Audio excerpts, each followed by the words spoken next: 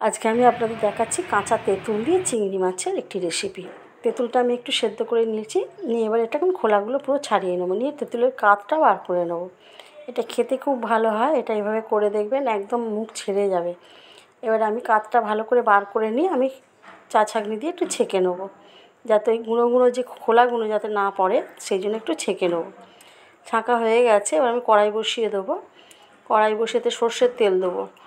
সর্ষের তেল দিয়ে এর মধ্যে আমি কালো জিরে ফোড়ন দেবো, আর একটা শুকনো লঙ্কা 2 টুকরো করে দিয়েছি। দিয়ে এটা ভালো একটু ভাজা হয়ে গেছে, আর চিংড়ি মাছটা একটু নুন হলুদ মাখানো ছিল, এটাও আমি দিয়ে দিলাম। এটা খুব বেশি ভাজা হবে না, অল্প একটু নাড়াচাড়া করে আমি এর মধ্যে 2 চামচ সর্ষে বাটা দিয়ে দেবো। 2 চামচ সর্ষে বাটা দিয়ে একটু নাড়াচাড়া করে নেবো। নিয়ে এবার যে তেঁতুলের কাতটা আমি বার করে রেখেছি, ওইটা এবার এটা ঢেলে দেবো এর মধ্যে।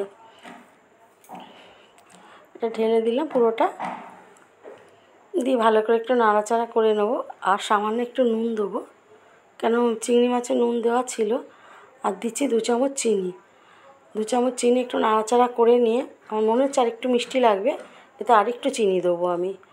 আরও 2 থেকে 3 চামচ চিনি এর মধ্যে আমি দিয়ে দেবো।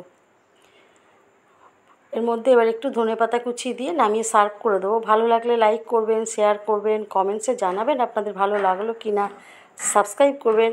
হয়ে গেছে আমার চিংড়ি মাছ তেঁতুলের টক।